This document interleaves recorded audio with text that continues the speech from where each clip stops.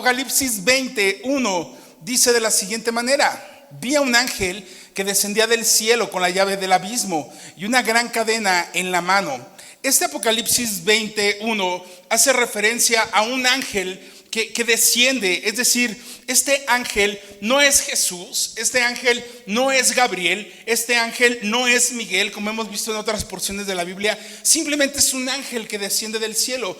¿Y recuerdas de dónde salió toda esta serie de demonios que lo veíamos a lo largo de Apocalipsis? Del abismo. Se había dado una llave para que se abrieran los abismos, o se abriera el abismo, y de ahí iban a salir una serie de demonios, una serie de espíritus, e iban a atormentar a la gente. Lo platicábamos semanas atrás cuando estudiábamos esto, y que tenían una misión en particular, que era la de atormentar a la gente, y que la gente iba a tener tal dolor que iba a querer morirse, pero no iba a poder morirse. El dolor iba a ser tal que anhelarían morirse. Y de este abismo donde salieron muchos demonios, y platicábamos en relación a las cartas del apóstol Pedro, que los demonios, que los abismos que son prisiones de demonios, son cuevas en donde habitan los demonios y donde los demonios están apresados por voluntad del Señor. Y esto lo puedes revisar en los temas que hemos dado anteriormente de Apocalipsis. Bueno, ahora en Apocalipsis 20, después de que el Señor viene, después de que el Señor regresa, el Señor desciende,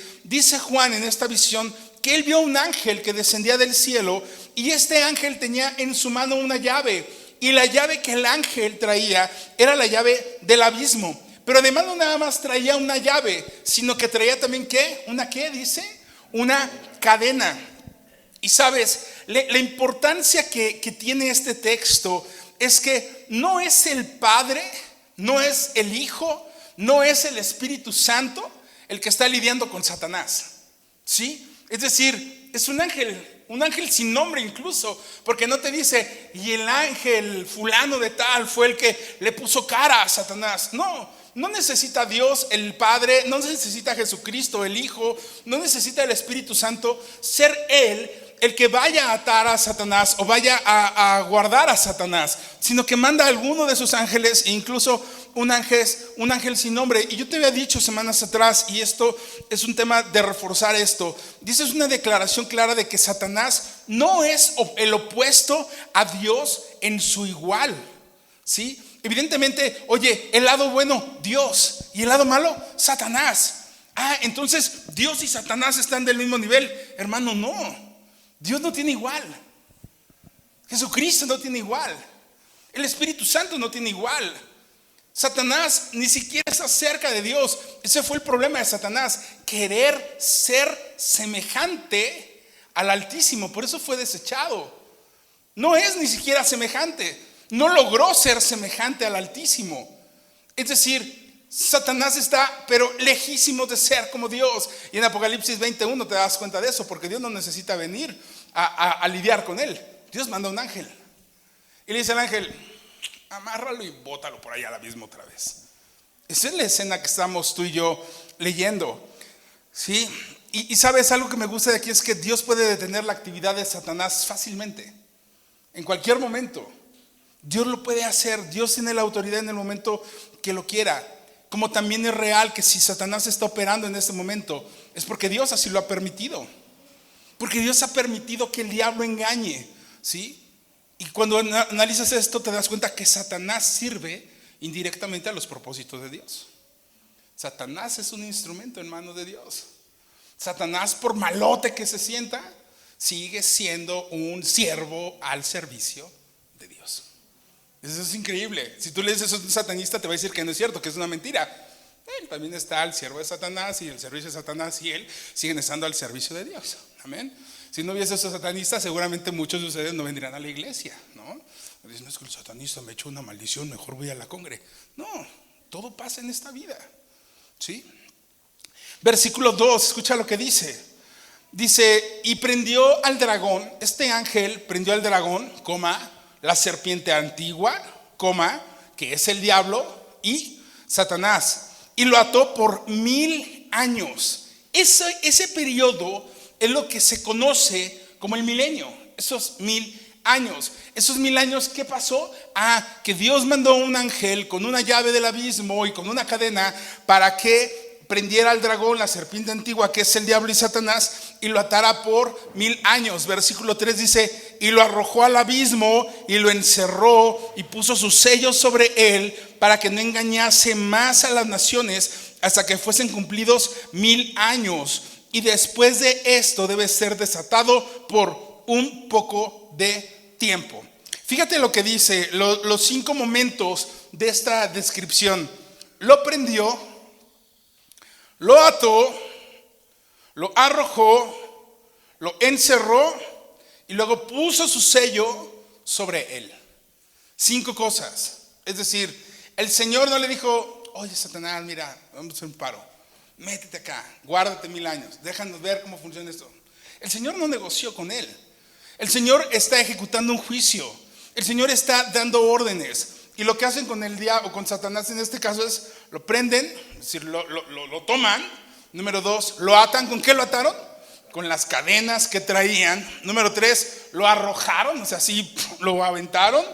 4, lo encerraron. ¿En dónde? En el abismo, por eso llevaban la llave.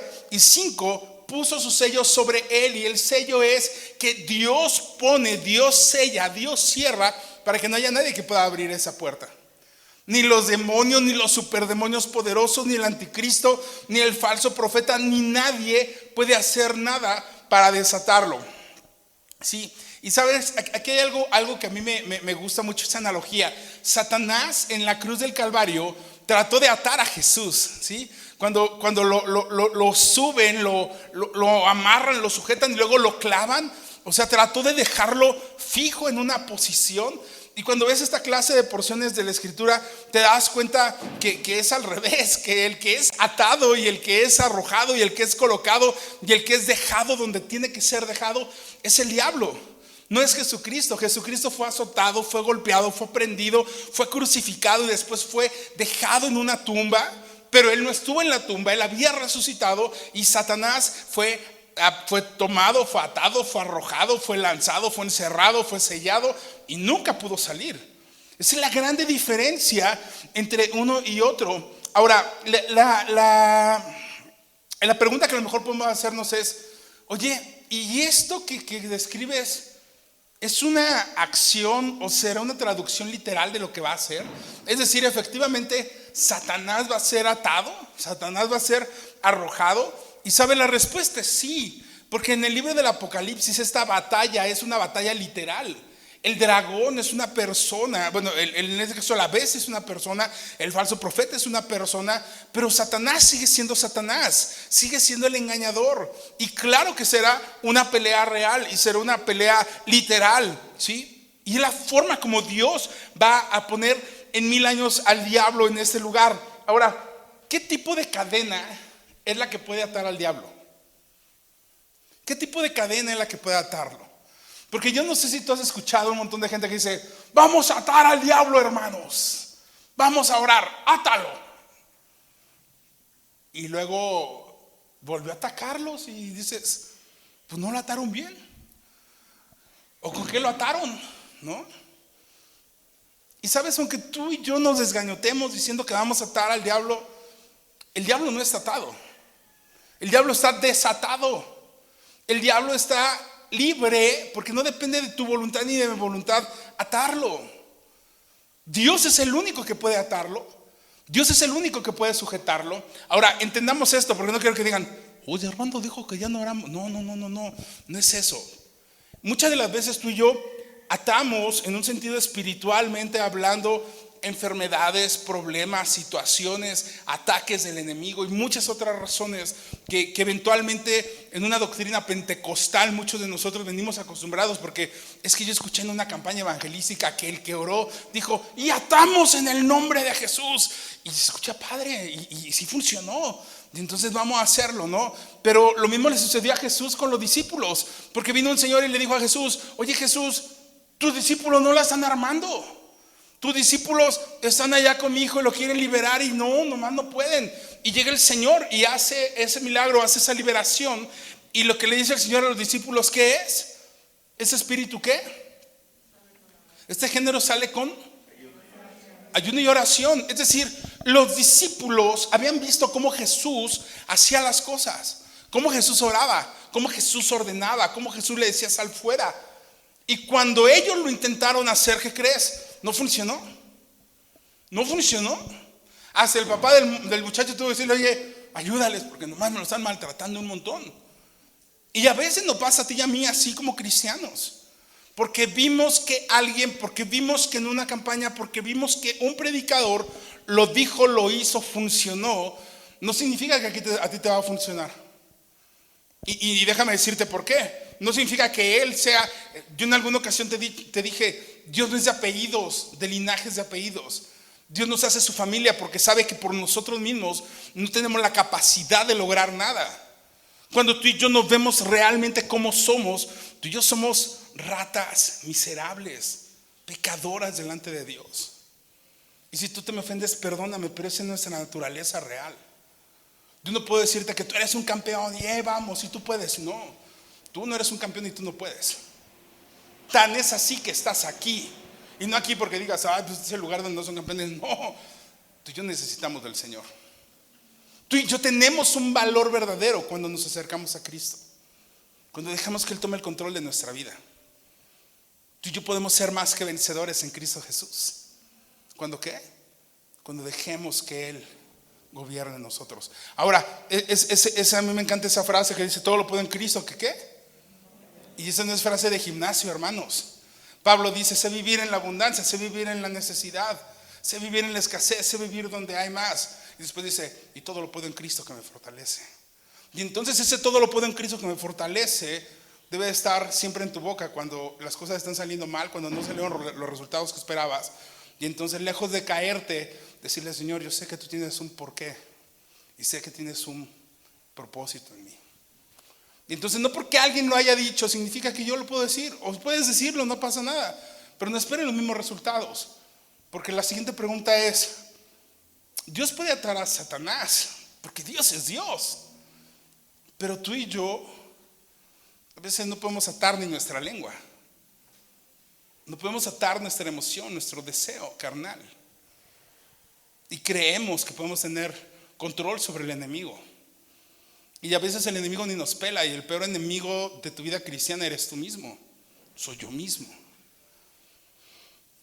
Porque a veces pareceremos más los discípulos de Jesús que no ayunan ni oran. Y queremos atar y desatar en todos lados. Bueno, solamente era un paréntesis para explicarte que ¿qué tipo de cadena es la que puede atar al diablo? Pues no lo sé. La Biblia no lo dice. Pero la Biblia dice que Dios tiene autoridad sobre él. Y aun cuando esa cadena haya sido como las de Fantasías Miguel, que son súper chafas, si Dios la pone, esa cadena resiste. De verdad. Dios pone un símbolo de atadura para el enemigo. Pero basta la voz de Dios y la instrucción de Dios para que eso se haga. Acuérdate que lo diríamos la semana pasada. El poder de quién, del que viene montado en el caballo blanco, es una espada que sale de su boca y todo se hace conforme a la voluntad de su palabra. Amén. Así lo dice la escritura. Apocalipsis 19, lo leíamos la semana pasada. La cadena es un símbolo de que Dios tiene autoridad para poder atarlo. Dice, ¿para qué lo ató? Dice, para que no engañase más a las naciones. Para que no engañase más a las naciones. Y sabes, yo sé que hay mucha gente que vive preocupado de que Satanás vaya a poseer a su casa, vaya a poseer a su familia. Yo recuerdo una hermana que tenía un perro chihuahua, un perrito chihuahua, y tenía tenía dos perros, un chihuahua y un schnauzer. Y decía a la hermana que oraran por sus perros, porque en su casa había un espíritu que se manifestaba en sus perros. Y le decías que ¿por qué había un espíritu que se manifestaba en los perros? ¿Por qué era esa la idea? Y decía ella que porque había un espíritu que hacía creer a su perrita schnauzer que estaba embarazada sin estar embarazada. Y había un espíritu que poseía eventualmente a la perrita chihuahua porque se le deformaban los colmillos, se le deformaban los ojos y se ponía en una forma de ataque muy muy fea, ¿no? Cuando revisas esas cosas y platicas con ella, pues te das cuenta que en algunos casos de schnauzers padecen una cosa, las perritas schnauzer padecen una cosa que se llama embarazo psicológico, y la perrita pareciera que tiene todos los síntomas de tener un embarazo sin estar embarazada, y es una cosa súper rara particular de esa raza. Y el perrito Chihuahua tenía un problema de colmillos malos en esta parte de atrás. Y entonces había unos colmillos como que salían de manera inclinada. Y esos colmillos eran los que la hermana de repente veía y decía que hasta los dientes se le enchocaban como para atacarla a ella, ¿no? Y de repente vemos que en todos lados se nos quieren poner el diablo y está endemoniado y está endemoniado. Y cuando vas a esto te das cuenta que Satanás, más que estar interesado en poseerte, por ahí yo veía un meme, ¿no? que decía una persona que estaba dormido y decía: es que cuando me duermo y veo a mi gato que me está viendo, siento que mi gato va a poseer mi alma, ¿no? Y el gato voltea y le dice: pues, ¿para qué quiero esa porquería, no? O sea, mi alma está mejor que la tuya. Entonces parece chiste, pero más que buscar el diablo, querer estar poseyéndote, la función del diablo es engañar. Acuérdate que él es el engañador. Y además viene a matarte y a destruirte. No quiere nada más estarte medio atormentando. Él viene a matarte, viene a destruirte. Tú y yo debemos de entender que Satanás es nuestro enemigo. Él es el engañador. Él es el que habla perversidad. Él es el que habla maldad. Él es el que viene a distraer tu propósito de Dios. Él es el que viene a poner tentaciones delante de ti para que tú o yo, que no ayunamos, que no oramos, que no estamos fuertes en la palabra, podamos desviarnos y caernos rápidamente. Pero dice la palabra que fue atado por 1000 años para que no engañase más a las naciones. Una de las estrategias y funciones del diablo es engañarte a ti, es engañarme a mí. Y esa obra de Satanás continúa hasta el día de hoy. El diablo hoy busca de alguna manera engañarnos a nosotros, ¿sí? Este pasaje describe con esa claridad que él el día de hoy no está atado. Y él sigue engañando y tratará de engañarnos. Y sabes, no hay mejor engaño que aquel que se hace con una Biblia bajo el brazo. No hay mejor engaño de Satanás que el que se hace con alguien que supuestamente puede predicar de Jesús. Y predicadores vas a encontrar un chorro y temas vas a encontrar un chorro. Pero el mensaje real del evangelio es el que confronta tu vida de pecado con la verdad y la luz de Jesucristo. Tú y yo no podemos venir solamente para ser motivados. Tú y yo tenemos que venir a la iglesia para ser confrontados y ser confrontados por el Espíritu Santo en nosotros. Y la confrontación del Espíritu Santo, ¿de qué es? De pecado, de justicia y de juicio. Y saber que tú y yo necesitamos rendirnos a Él. Y sabes, el día de hoy, en 1 de mayo del 2022, Satanás sigue libre y continúa engañando efectivamente a las naciones, a los líderes, a la gente, a los jóvenes, a esas generaciones. Pero fue atado por 1000 años. Y fue atado por 1000 años hasta que estos fueran cumplidos. Ahora, aquí en estos 1000 años, ¿por qué 1000 años? ¿No? ¿Por qué no 1002 o 1003 años? ¿O por qué no 2000 años en lugar de 1000 años? La Biblia a menudo nos habla de periodos por miles. Y cuando habla por un periodo de 1000, es decir, ¿cuántas generaciones pueden pasar en 1000 años? Tentativamente, bajo un esquema de una vida normal hoy como la tenemos, son de 10 a 12 generaciones las que pasan en 1000 años. El Señor lo que está haciendo en este tema es decir: oye, habrá un tiempo en donde haya generaciones que no van a ser engañados, que no haya ese engaño de Satanás, que las naciones estén libres del ataque del enemigo. Y yo te preguntaría, ¿no sería fabuloso eso? Imagínate vivir una vida sin el diablo, vivir una vida sin Satanás, vivir una vida sin ese problema. Pues bueno, existen 3 posturas acerca del milenio. El milenio son esos 1000 años. Y de acuerdo a lo que tú y yo hemos estudiado en Apocalipsis, primero está el rapto de la iglesia. ¿Me sigue acá? Primero fue el rapto de la iglesia y seguido del rapto de la iglesia, ¿qué fue? La gran tribulación.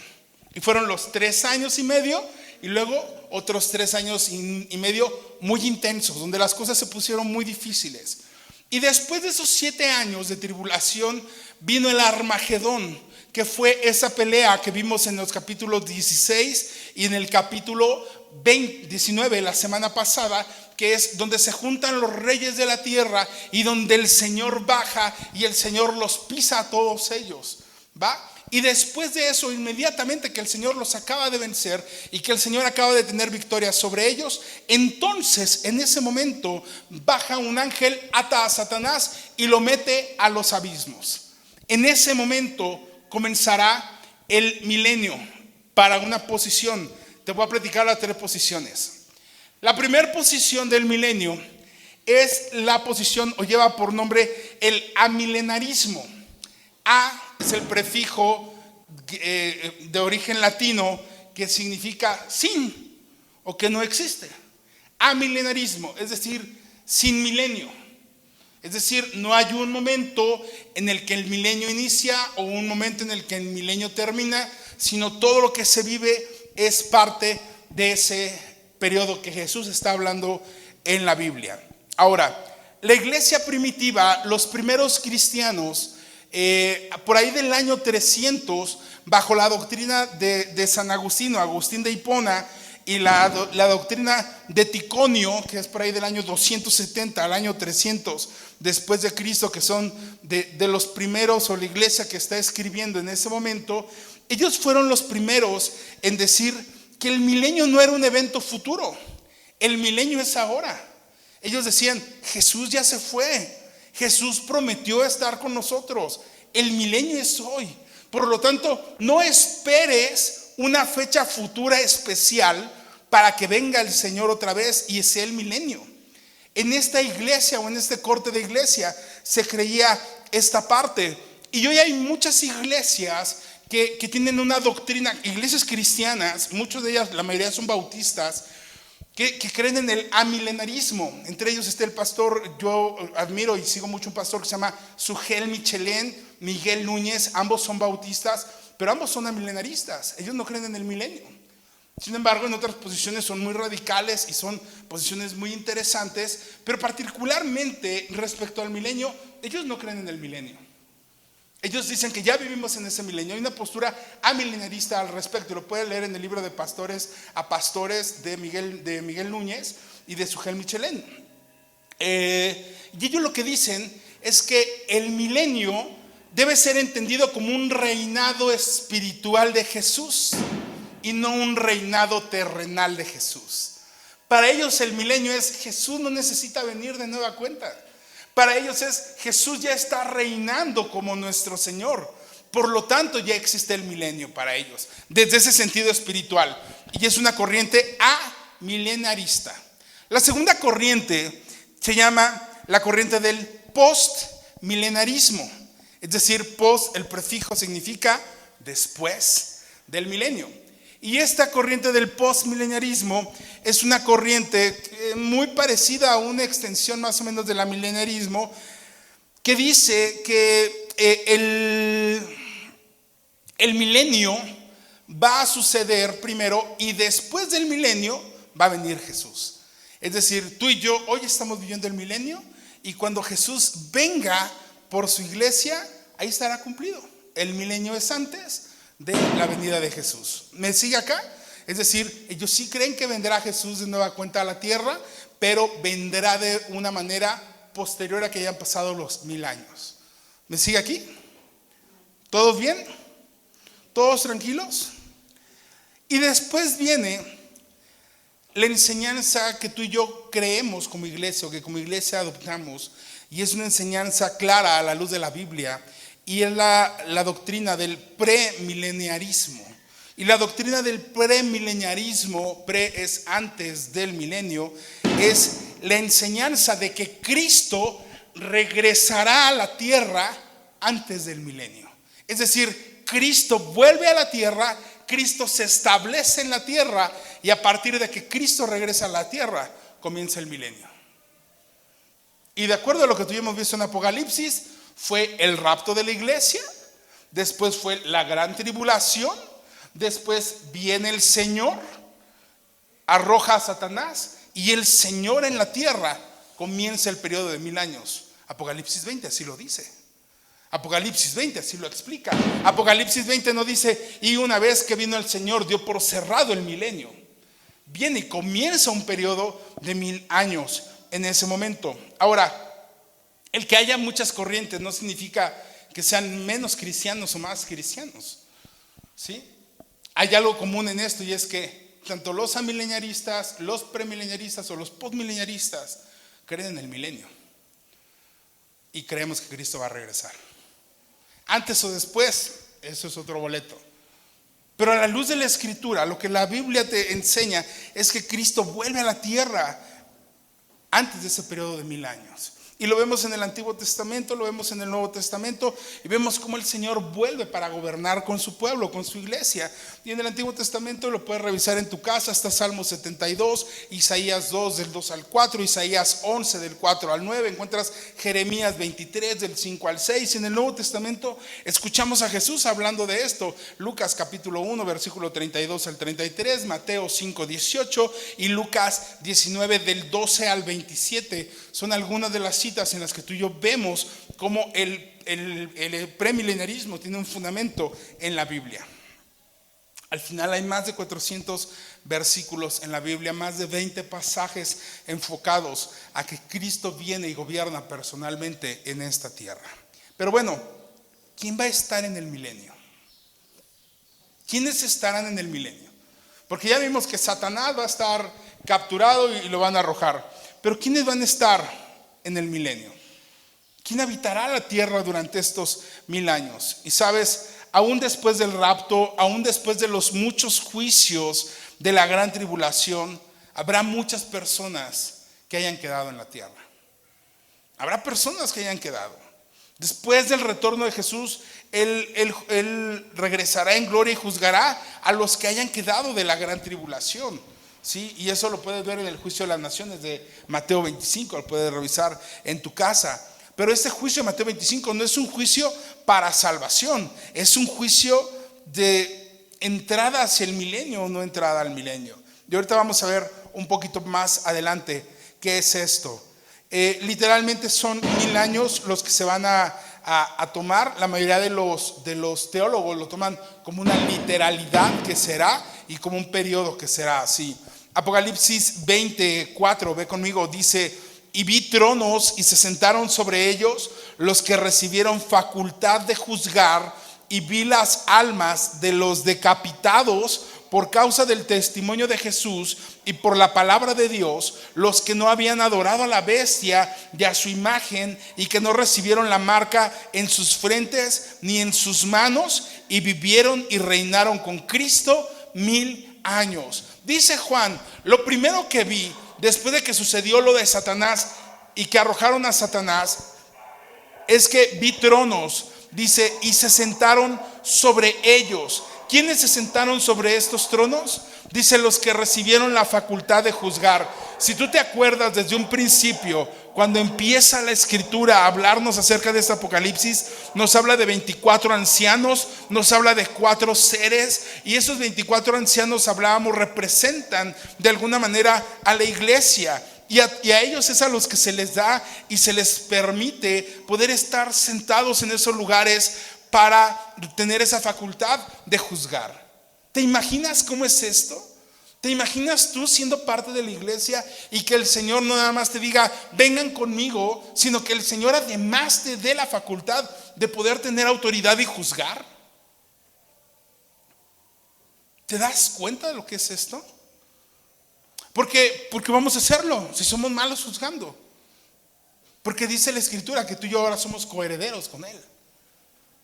Es decir, la historia es tan sencilla como lo más fácil de explicar. La historia es un mendigo en un pueblo que ha robado, que ha decepcionado, que está vestido de trapos inmundos, y de repente lo ve el rey y le dice el rey: ven para acá, y lejos de que te maten, y lejos de que te condenen, y lejos de que te castiguen, ven, báñate en el baño real, come en la mesa real, vístete de vestidos reales y siéntate en el palco real. Porque ya no eres parte del pueblo que está afuera sufriendo, sino eres parte de la familia de Dios. El Señor en Cristo Jesús nos ha hecho sacerdotes, nos ha hecho reyes, nos ha hecho linaje escogido para la gracia, la gloria de Él, pero para anunciar las virtudes de aquel que nos llamó a las tinieblas. Por eso es que si tú no has comprendido cuál es la importancia y la calidad que debe de tener la iglesia, amados, estamos en tiempo de entenderlo. Porque la iglesia somos tú y yo. ¿Cómo la iglesia? ¿Cómo la iglesia de Cristo? La respuesta es como eres tú. Es la iglesia de Cristo. Y entonces, ¿tú crees que la iglesia de Cristo es digna de Cristo? No, pero Cristo nos dignifica. Cristo nos hace aceptos para el Padre y para Él.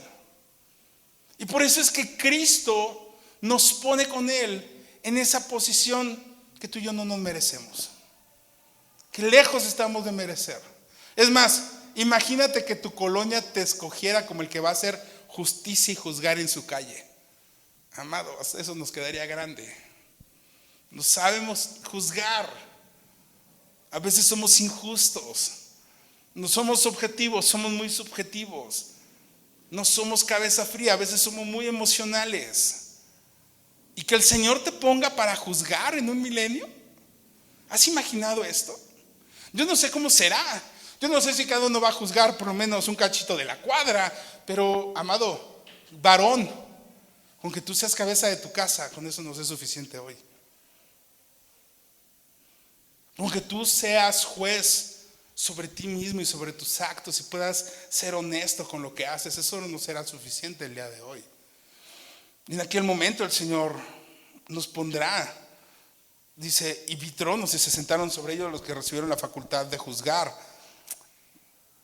Y después dice, y vivieron, dice que además vio a los decapitados. ¿Por qué? Por causa del testimonio de Jesús. Y estos son los que habían adorado, los que no habían adorado a la bestia ni a su imagen, ni recibieron la marca. Y eso es todos aquellos que vencieron en Jesús durante la gran tribulación. Ellos también van a estar ahí. También gobernarán, también reinarán con Él. ¿Sí? También estarán ahí. ¿Te das cuenta? ¿Te das cuenta lo hermoso que es esta promesa de Jesús? Jesús no te dice, y voy a llegar yo con la gloria y ustedes me van a ver y me van a aplaudir nada más. El Señor dijo, yo me voy para que donde yo esté, ustedes también estén conmigo. No como público. Dios no necesita que vengas como público.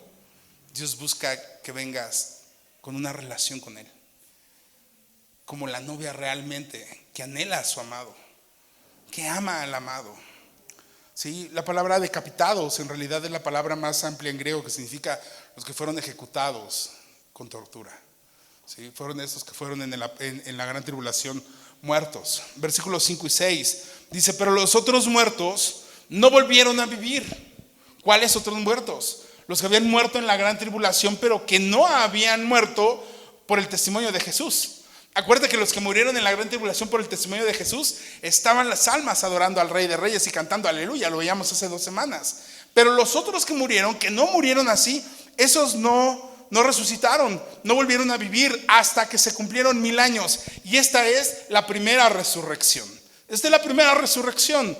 Y dice versículo 6, escucha cómo dice versículo 6. Bienaventurado y santo el que tiene parte en la ¿qué? En la primera resurrección. Esto no significa que bienaventurados son Marcos, Mateo, Lucas, María Magdalena, que vieron a Jesús resucitar. No significa esto. Esta palabra no nos lleva al pasado, nos lleva al futuro. Y esta palabra que dice bienaventurado y santo, el que tiene parte en la primera resurrección. Ahorita explicamos esto. Dice, la segunda muerte no tiene potestad sobre estos, sino que serán ¿qué? Sacerdotes de Dios y de Cristo, y reinarán con Él 1000 años. No dice, y serán reinados por Jesús 1000 años. No, dice, reinarán con Él ¿qué? 1000 años. La pregunta aquí es, para que tú puedas reinar con Él 1000 años, Él tiene que reinar sobre tu vida. Porque ese es el requisito. Él es mi rey. Si Él es mi rey, ¿qué soy yo de Él? Su siervo. Y el rey no está a la disposición del siervo. Es al contrario. El siervo está ¿qué? A la voluntad del rey. Y la pregunta, y no quiero respuestas, es, ¿realmente tu vida está sujeta a la voluntad del rey? O de repente es, problemas, saco a mi Jesús, lo froto. Padre, concédeme esto. y lo tengo más como un amuleto o como una lámpara de Aladino? ¿O realmente yo estoy viviendo bajo su voluntad? ¿Realmente lo pongo como la preeminencia en mi vida, en mis relaciones personales, laborales, en mi trabajo, en todo lo que hago?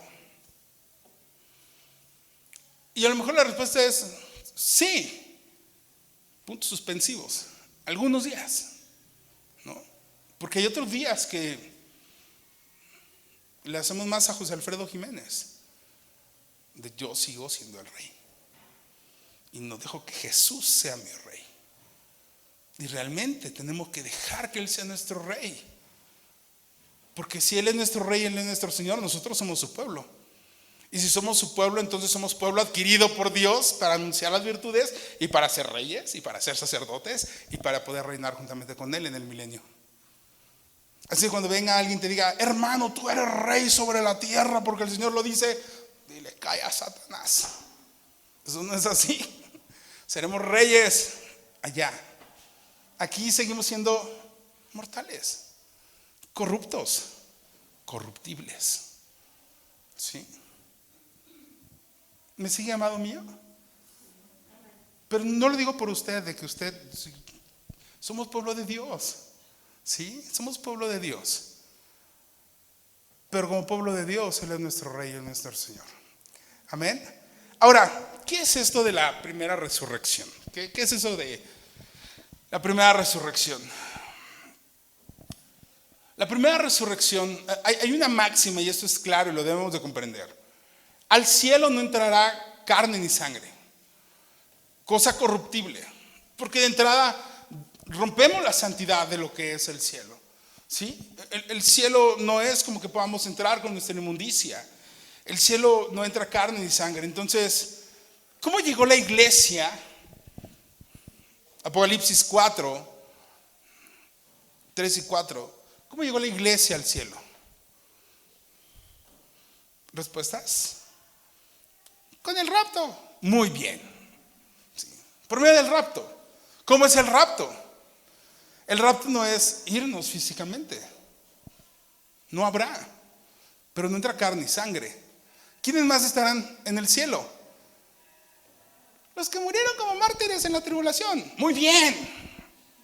Entonces, los que van a estar, o los dos grandes grupos que van a estar allá, son la iglesia de Cristo, por medio del rapto. ¿Y qué más? Y los que murieron sin negar el nombre de Jesús, sin dejarse marcar por el anticristo y el falso profeta y la bestia. Esos son los que están con el Señor. Esos son los que bajan en Apocalipsis 19. Esos son los que reinarán juntamente con Él. Y esa es la primera resurrección. Es decir, tú y yo nos vamos con el Señor de esta tierra. Tú y yo estamos con el Señor. Y esa será la primera resurrección. Porque dice, y los demás que murieron en la gran tribulación, que no adoraran a Jesús, sino que adoraban a la bestia, esos van a seguir ahí.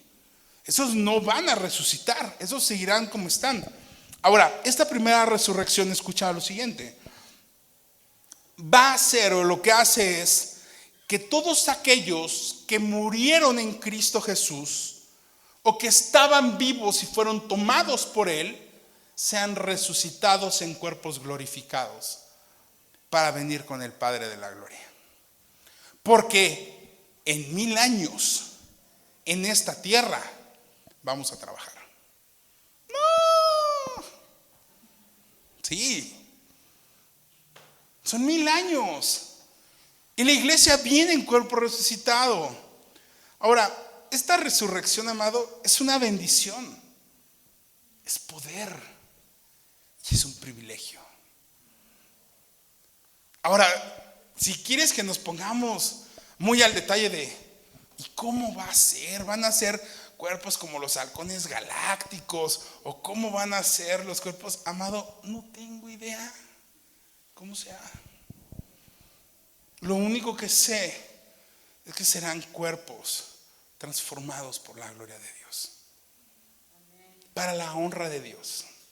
Para la alabanza de Dios. Nos vamos a postrar y a parar y a cantar todo el tiempo. Es que mi rodilla me truena. Amado, cuerpo glorificado. ¿Sí? Es que, ay, la espalda, hermano, estar cantando todo el tiempo, ay, la garganta. Cuerpo glorificado, amado.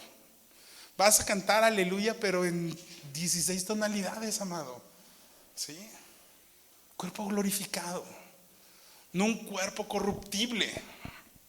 Ahora, dice que los otros muertos, pues al final del día, ellos no tienen parte en esta primera resurrección. ¿Sí? Ellos no son bendecidos en esta primera resurrección, porque ellos no adoraron a Jesús en la tribulación. No buscaron al Señor. Fíjate lo que dice Juan capítulo 5, versículo 28 al 29. Yo sé que esto es más complicado de comprender muchas cosas, porque 20, 21 y 22 es así como que, ¿y eso cómo? No lo sé, así viene en la Biblia y el Señor no lo tiene reservado para nosotros, porque son cosas que ojo no vio, oído no oyó, y son las que Dios tiene reservadas y preparadas para ti, para mí. Querer especular cómo será eso, una especulación. Versículo 28 y 29 de Juan dice: no os maravilléis de esto, porque vendrá hora cuando todos los que están en el sepulcro oirán su voz, y los que hicieron lo bueno saldrán a resurrección de vida, mas los que hicieron lo malo a resurrección de condenación. Dos resurrecciones. La primera resurrección es la resurrección de vida. Segunda resurrección, la resurrección a condenación. ¿Cómo será? ¿No saldrán todos juntos y unos a la derecha y otros a la izquierda? No, en este momento no. Todos en esa primera resurrección van a salir de sepulcro, los que hayan muerto en Cristo, los que hayan estado vivos y hayan sido llevados en el rapto, los que hayan sobrevivido a la gran tribulación y que no se dejaron sellar. Ese va a ser el primer contingente que se va a llamar la primera resurrección. Y todos ellos van a salir de esa condición para reinar en el milenio con el Señor. 1000 años con el Señor. Esa es tu primera resurrección. Pero además dice que ellos no tendrán una muerte segunda. Imagínate. Habrá gente, amado, que jamás murió. Imagínate que tú naces aquí, estás en la tierra y te vas vivo en el rapto. No conociste la muerte. No conociste la muerte. Oye, mi familiar que murió, allá lo veremos también. Porque dice la Escritura que los que murieron en Cristo estarán en esa resurrección primera. Y allá será lugar de gozo. Y allá será el lugar de poder trabajar y seguir trabajando para el Señor. Dice, ahora, estos dos eventos, la resurrección de vida y la resurrección de condenación, son dos eventos que están separados por 1000 años, que es el milenio. Amado, ¿vamos todos acá? ¿Bien? ¿Estamos claros todos? Sí, muy bien. No se les dará resurrección al segundo contingente hasta que no se cumplan los 1000 años. ¿Sí? La primera resurrección es este evento único y es un evento que implica solamente a los santos en Cristo. Y aún los que se quedaron a la tribulación, que pudieron mantenerse firmes hasta el final y que murieron honrando a los santos del Señor. El Señor dice, los santos, mis santos de la tribulación. Amén. ¿Que será más complicado? No, será complicadísimo. Pero también esos estarán en ese momento. Vamos leyendo y vamos explicando. Versículos 7 y 8. Dice, y cuando los 1000 años se cumplan, escucha esto, Satanás será suelto de su prisión y saldrá a engañar a las naciones que están en los 4 ángulos de la tierra, a Gog y a Magog, a fin de reunirlos para la batalla. Este diablo es peleonero, el número de los cuales es como la arena del mar. Eso significa que son un chorro. Y aquí viene la pregunta, una de tantas preguntas. Satanás es encerrado 1000 años. 1000 años la iglesia está reinando con el Señor en el milenio. Tú, yo y muchos otros estarán ahí. Y además estamos juzgando. ¿No debería de ser padre eso? Imagínate 1000 años en donde no hay diablo. 1000 años en donde Jesús está a todo lo que da. Donde tú y yo no va a ser como que, oye Armando, pero ¿qué tal si parte de ese enojo de la gente es porque fallamos en los 1000 años? No, porque ya no vas a tener tu carne, tus deseos van a quedarse en el pasado, estás en un cuerpo glorificado, estás en una mente de Cristo. De verdad en ese momento sí vas a tener la mente de Cristo. Entonces, ¿cómo Satanás tiene 1000 años para estar inactivo? Y terminando los 1000 años, lo que hace es se sale y empieza a organizarse exitosamente con todo el mundo para levantarse contra Dios otra vez.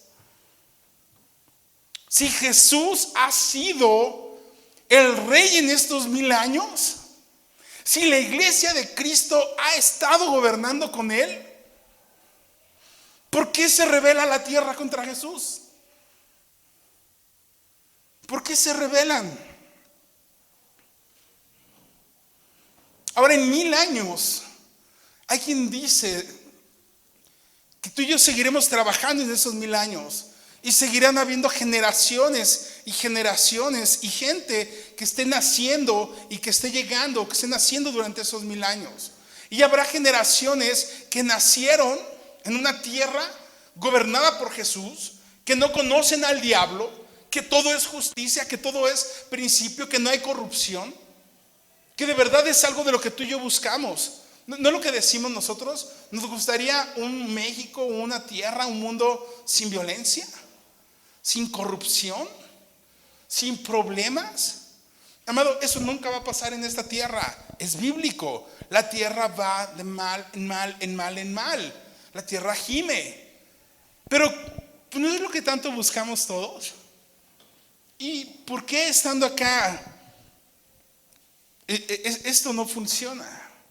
Y sabe, lo único que yo puedo ver es que ellos lo hacen o se rebelan, Satanás los engaña porque Dios lo permite. Y creo que Dios lo permite como una demostración final, como un cierre final, para dejar en clara la depravación del corazón del hombre, para dejar claro cuál es el corazón del hombre. Una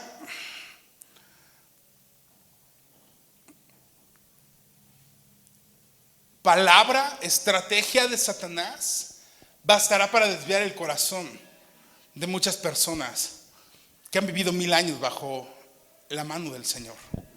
Y aquí a lo mejor tú y yo decimos, ¿cómo es posible eso? Es increíble. ¿Cómo si viviendo con Cristo? ¿Cómo si estando con Cristo? ¿Cómo lo niegan ahora? ¿Cómo le dan la espalda? Y yo te diría, ¿no es un poco a veces tu escena y mi escena? ¿No es a veces un poco nuestra forma de vivir? No, Armando, es que es diferente porque aquí hay tentaciones y allá no me va a estar el Señor, no va a haber otras tentaciones. Sí, pero ¿cuántas veces no hemos pensado, dicho o escuchado tú y yo el clásico de si yo tuviera esto o aquello, pues yo sería más fiel? Si yo tuviera esto o aquello, yo sería más responsable. Si yo tuviera esto, yo sería más santo. No. Si yo tuviera un sueldo de 70,000 pesos, ¿qué me preocuparía por esto, hermanos? Si yo tuviera esto, yo sí llegaría a la iglesia. Pero no, mi situación es diferente. ¿Cuántas veces no lo hemos escuchado? ¿Y qué crees? Dios te lo puede dar y no van a cambiar las condiciones. Porque el problema no está en lo que tú tengas o lo que pueda haber a tu alrededor. Realmente el problema del hombre y el pecado del hombre está en su corazón. Ahí está nuestro problema. Y vemos la razón por la cual Dios establece este milenio. Y es la forma de decir, señores, estuvimos 1000 años viviendo bajo la mano de Cristo, con el poder de Cristo. Y aún así al final dijimos, gracias, mejor me voy con Satanás. Ay, Armando, está muy ilógico eso que dices. No, la Biblia lo dice. Y dice que Satanás juntará y engañará y se rebelarán. Y los que se alíen con él van a ser tantos como la arena del mar. ¿Cómo es esto? Incontables. Serán muchísimos los que lo hagan. ¿Sí? El milenio es el periodo por el que Cristo reinará en esta tierra sin Satanás. el periodo en el que Cristo le dará a la humanidad un ambiente perfecto por 1000 años, sin corrupción, sin crimen, sin violencia, sin maldad, sin ninguna otra clase de patología social. Pero al final de esos 1000 años, ¿qué crees? El hombre se rebelará contra Dios en la primera oportunidad que tenga. Y esto nada más demostrará que realmente el problema no está en el entorno, el problema está en nosotros. Por eso te decía hace rato que por nosotros, tú y yo somos ratas miserables y pecadoras. O al menos yo es la condición que me describo. En Cristo tengo un valor, pero si no es en Cristo, yo no tengo un valor. Ni siquiera sería un buen amigo sin saber lo que es la amistad y la lealtad en Cristo. Mi relación de casa con mi esposa y mis hijos es porque Cristo mantiene la relación en la casa. Mi relación en el trabajo con la gente es por lo que Cristo hace. Y si tú crees que lo que tú tienes es por lo que tú haces, o por tu habilidad, o por cuánto has trabajado, no es por allá. Dice que Satanás los busca a fin de reunirlos para la batalla, y dice que los pondrá desde el territorio de Gog y Magog, y que realmente estos son territorios proféticos que se mencionan en Ezequiel 38 y 39 y que tienen que ver con ciudades balcánicas o la parte del Medio Oriente, que es esta parte de Gog y Magog, y será el lugar donde Juan describe que será esta guerra y esta rebelión. Ahora, versículos 9 y 10 dice: y subieron sobre la anchura de la tierra y rodearon el campamento de los santos y la ciudad amada, y Dios descendió fuego del cielo y los consumió. O sea, todo lo que organizaron y planearon, con un versículo digo el Señor, así ya se juntaron, así, vámonos, y ya, ahí terminó. Así lo describe Juan. Juan nos dice: y el Señor preparó un ejército y se vistió de su armadura y montó su caballo y salió, y de sus ojos salió fuego y de su boca la espada y cortó cabezas. No, nomás dice: ok, subieron, lo rodearon y el Señor hizo descender fuego del cielo y los consumió. Tan, fin. No hubo más. Ahí quedó la rebelión del hombre. Amado, tú y yo no podemos pelear con Dios. Tú y yo no vamos a poder pelear con Él en ningún momento. Versículo 10 dice: y el diablo que los engañaba, ojo, acuérdate que al lago de fuego había sido arrojado la bestia y el falso profeta. Y el diablo fue llevado al abismo.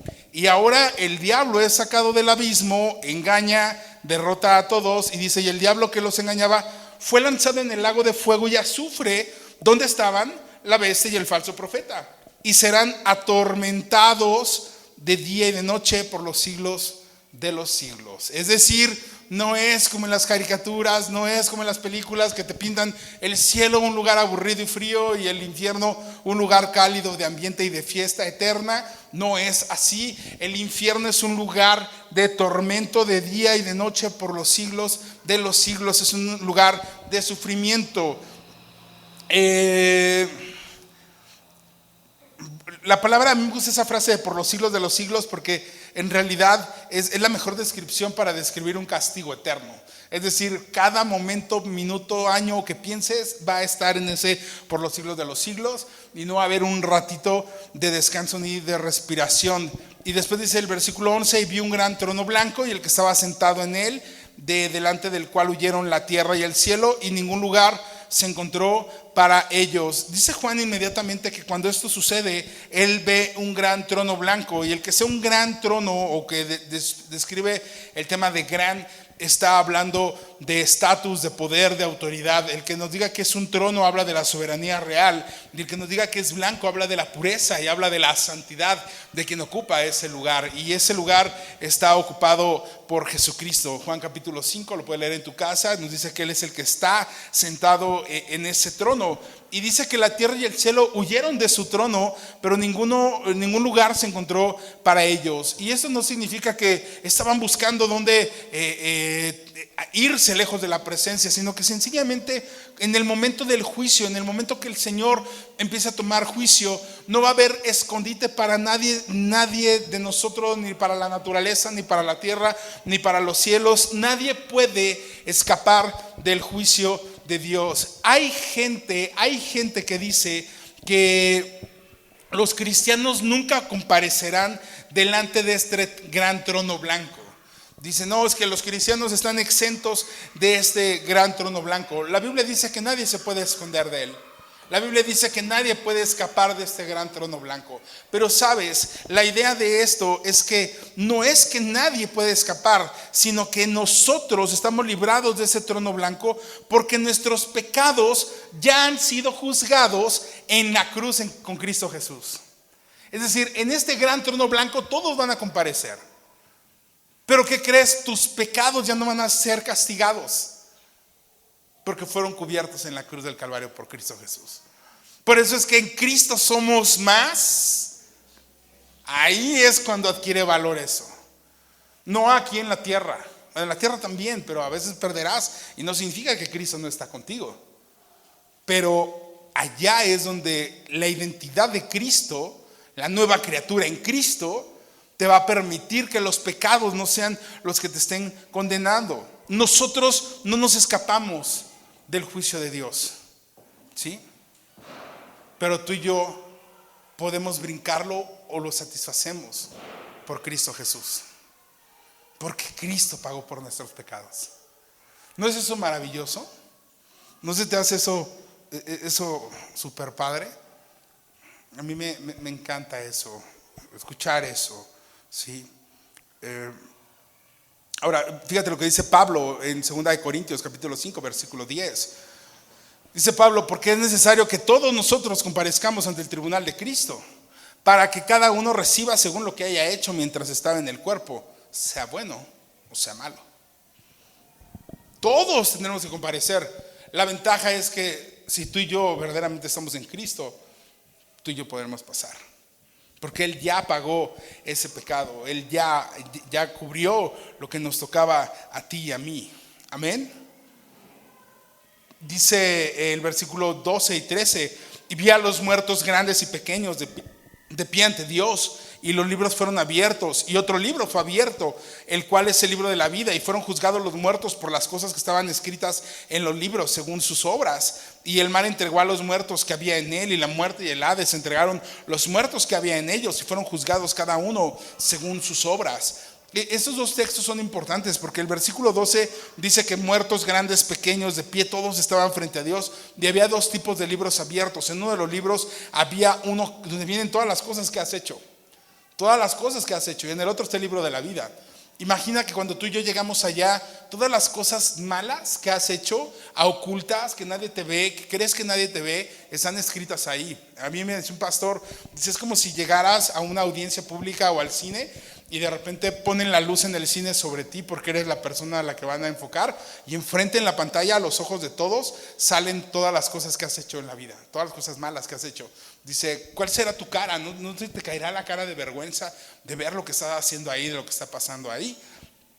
Pero en este caso, en este libro el Señor conocerá, y en otro libro estará tu nombre. Y dice el versículo 13: y el mar entregó a los muertos que había en él, y la muerte y el Hades entregaron los muertos que había en ellos, y fueron juzgados cada uno según sus obras. Y esta parte de que el mar entregó a sus muertos, la muerte y el Hades, es bíblicamente cuando alguien muere, si tenemos un familiar que ha muerto o alguien que ha muerto, es alguien que está dormido o está espiritualmente en un lugar de descanso, y no está en el cielo ni está en el infierno porque no ha sido juzgado.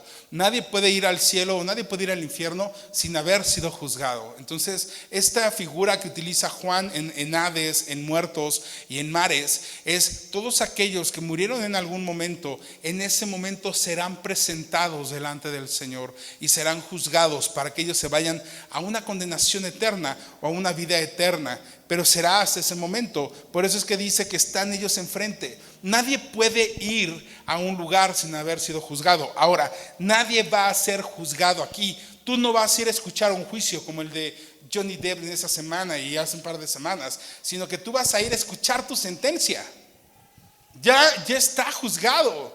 Solamente nos vamos a parar y comparecer para escuchar la sentencia, para escuchar cuál es el castigo. No hay nada que tú y yo podamos decir o argumentar ante este trono blanco.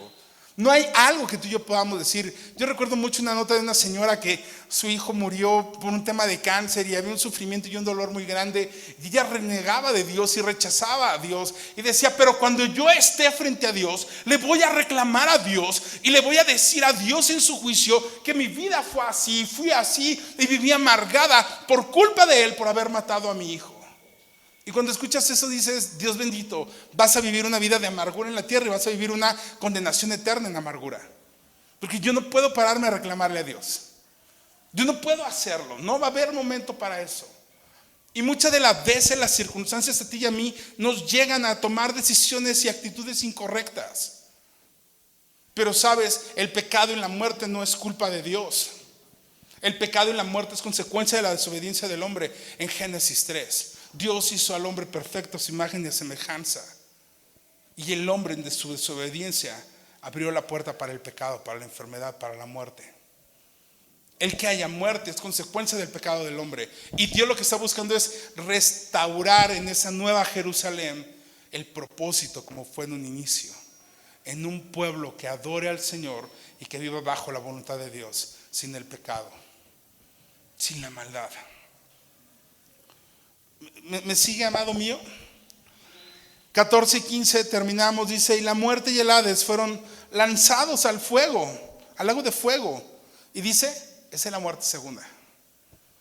Y el que no se halló inscrito en el libro de la vida fue lanzado en el lago de fuego. Es decir, la primera resurrección en la iglesia. Y ellos no tendrán una segunda resurrección, ni una segunda muerte. Y la segunda resurrección son todos aquellos que murieron sin Cristo. Y ellos van a ser sentenciados. Y la sentencia es a la condenación eterna. Y entonces ellos serán lanzados a ese lago de fuego, que es la muerte segunda. Ahora, el lago de fuego fue creado realmente para Satanás. Fue creado realmente para el falso profeta y para el anticristo. Pero todos los que se dejaron engañar por él van a tener su lugar también ahí en el lago de fuego, en ese tormento eterno por los siglos de los siglos. Ahora, la expresión lago de fuego literalmente se refiere a lo que usualmente tiene en mente la gente como el infierno. Ahora, la forma de describirlo en la Biblia viene en tres formas. Es el Seol, que se utilizaba hoy la versión hebrea o la palabra hebrea Seol, que significa el lugar de los muertos. Y generalmente se utilizaba el Seol para describir una tumba física. Está el Hades, que es la palabra griega, y el Hades significaba el más allá, como el lugar donde se iban las almas cuando una vez morían. Entonces estaban en el Hades, el lugar donde se van los muertos.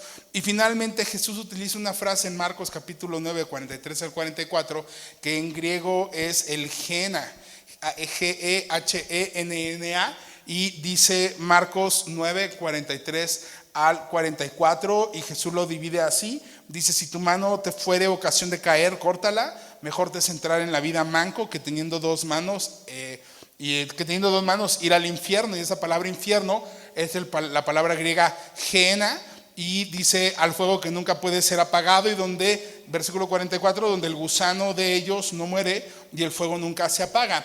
El Gehenna era un lugar a las orillas de Israel o fuera de Israel, en donde se quemaba toda la basura y toda la descomposición que había generado la ciudad. Y era el lugar donde siempre había fuego y nunca se apagaba, porque siempre se estaba alimentando con basura, siempre se alimentaba con basura. Y Jesús, cuando hace esta referencia en Marcos, hace la referencia de que mejor corta tu mano y entra manco a que todo el tiempo estés en el infierno, que es como el Gehenna, un lugar de fuego eterno, de sufrimiento eterno que nunca se va a apagar, porque siempre está alimentado y siempre está quemando y trayendo eso. Entonces la traducción literal de infierno del griego es el relativo a Gehenna, que es ese lugar fuera de las murallas, que si lo ubicas en la arqueología bíblica es el valle de Hinnom, y era el basurero donde se llevaba todo lo inservible, toda la basura y todo lo que iba a ser quemado. Entonces el fuego era continuamente ahí, y es la figura que Jesús utiliza para enseñar como esa muerte segunda. Es decir, quien esté en la resurrección, en la segunda resurrección, va a la muerte segunda. Murió una vez, resucita para ser sentenciado y entonces se va a la muerte segunda, que es el lago de fuego. Y si tú y yo tenemos parte con el Señor, estaremos en la primera resurrección, y dice Apocalipsis, y no habrá muerte segunda para ellos.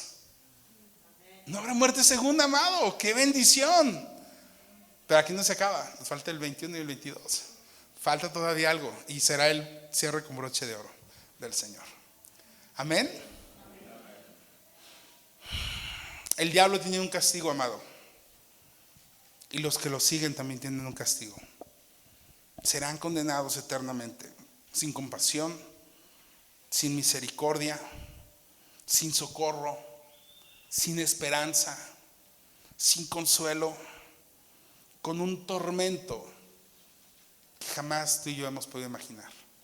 Y lo que haya pasado en la gran tribulación serán villancicos de lo que pasará eternamente para quien esté en el lago de fuego, en la condenación eterna.